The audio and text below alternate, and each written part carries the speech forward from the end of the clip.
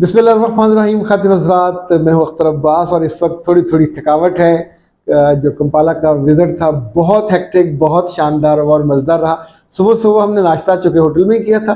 सुबह 7 से तकरीबन 10 बजे तक होटल में बुफ़े होता है, बेशुमार खाने लगे हुए थे। इनके खानों में, नाश्तों में उफ़ अल्लाह, ये जो ऑलिव है उनका बहुत शदीद इस्तेमाल किया जाता है। वहाँ ऑलिव ऑयल, ऑलिव का अचार और ऑलिव ताज़ा और कटे हुए रंग बिरंगे बहुत सारे ऑलिव होते हैं। इसी तौर पे इनके यहाँ ये चीज़ बहुत इस्तेमाल किया जाता है, तो चीज़ की बड़ी वैरायटी होती है। और तीसरी चीज़ जो इनके यहाँ बहुत ज़्यादा है, वो अब यूँ समझें कि हमारे वाला जो नाश्ता है वो यहाँ नाश्ते नहीं होते। हमारे वाले नाश्तों से बहुत मुख्तलिफ फीके फीके से नाश्ते होते हैं, तो सम टाइम उन्हें फिर कहना पड़ता है।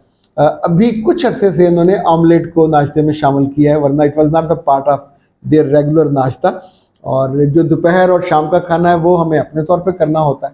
सो जो बिरयानी है वो भी मिल जाती है, चावल नुमा है, इस तौर पे करी मिल जाती है, कोरमा मिल जाता है। ये तकरीबन आप सोचिए कि जो $1 है, $1 में इनके 2.5 मन्नत निकलते हैं।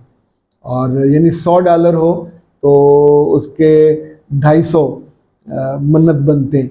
और जो खाना है ये कुछ 10 मन्नत का, यानी पाकिस्तान के लिहाज से तो 2,500-3 हज़ार का, ये 2,500-3 हज़ार से 12,000 तक का खाना इनका चल रहा होता है। ये आप जहाँ जहाँ जैसे खाते हैं।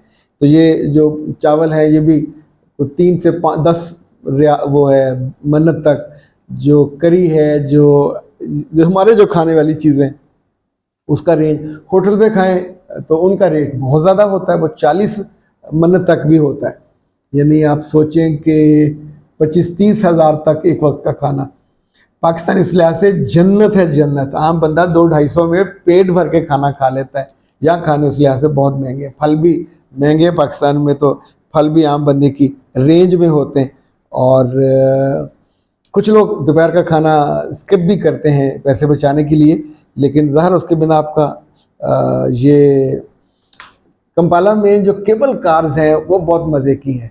और थोड़ा सा महंगा तो है, लेकिन केबल कार में बहुत दूर तक पहाड़ों के दरमियान में अगर आप कभी पतियाटा गए हों, ये केबल कार थोड़ी उससे ज़्यादा खूबसूरत हैं।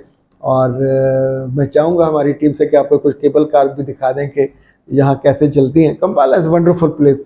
वैसे तो पहाड़ी इलाके सारे ही, यहाँ मुश्किल रहा नहीं जा सकता। बर्फ़बारी भी कभी होती है, कभी ओले पड़ते हैं, ठंड है।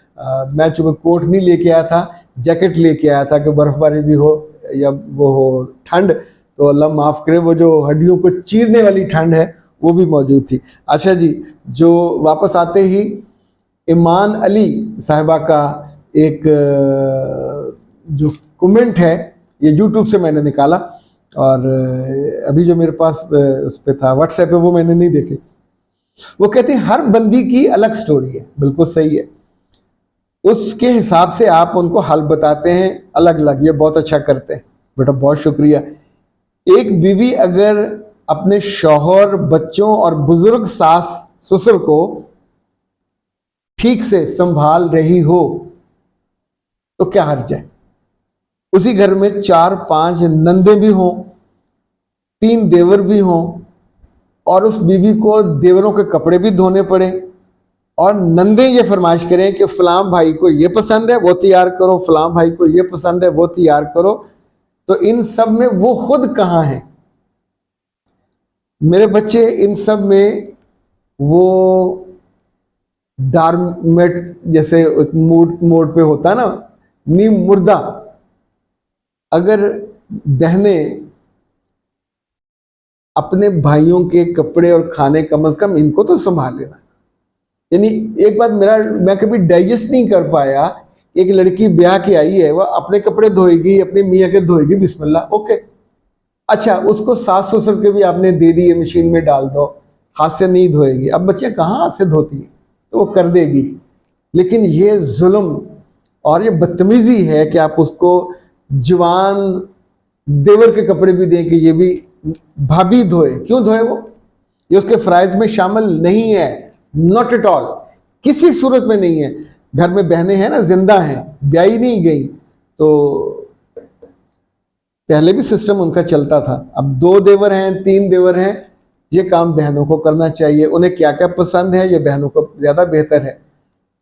शुरू में बेटा तवाज़ुन के साथ अगर ज़िंदगी को, घरदारी को और घर के चीज़ों को, अगर एक बंदा घर में आ गया है तो क्या आप, अच्छा एक महकमा है उसे कहते हैं इंसदादे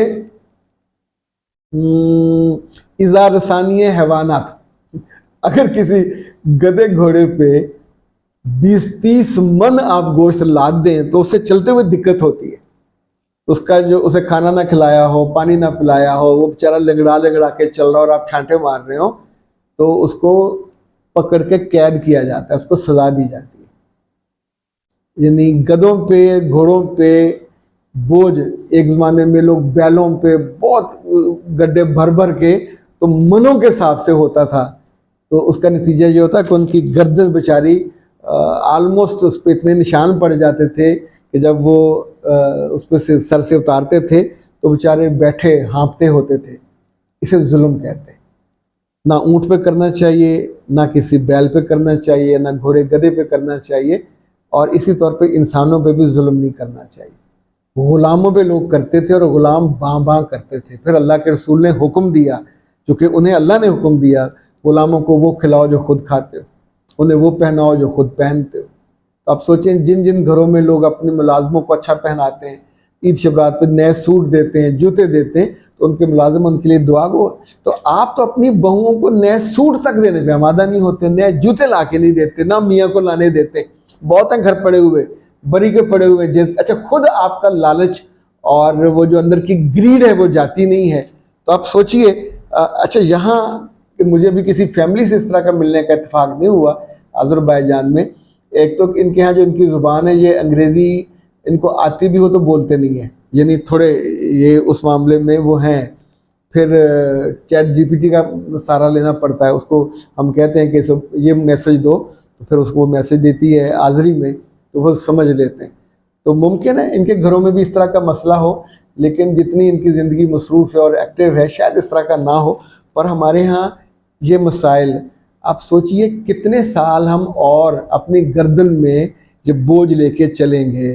कोई वक्त आना चाहिए जब इन मसलों को अक्ल से, समझ से पहले कम करें, फिर गले से उतार फेंकें, फिर वो तवाज़ुन के साथ अपने अपने घर में, अपने अपने रिश्तों के साथ इन बच्चियों को भी जीने दें और घर वाले भी जिएँ, तो बहुत सारे मसाइल आपके नहीं होंगे। अख्तर अब्बास को दीजिए इजाज़त। मैं हूँ अख्तर अब्बास, कंपाला से, और ये होटल है मिडवे। आज शाम हम वापस आ गए। आज रात इंशाल्लाह हम बाहर अच्छा सा खाना, बारबेक्यू खाने का मूड है, वो खाएंगे और फिर कल आपको उसकी रूदात बताएंगे। इजाज़त दीजिए। अस्सलाम वालेकुम।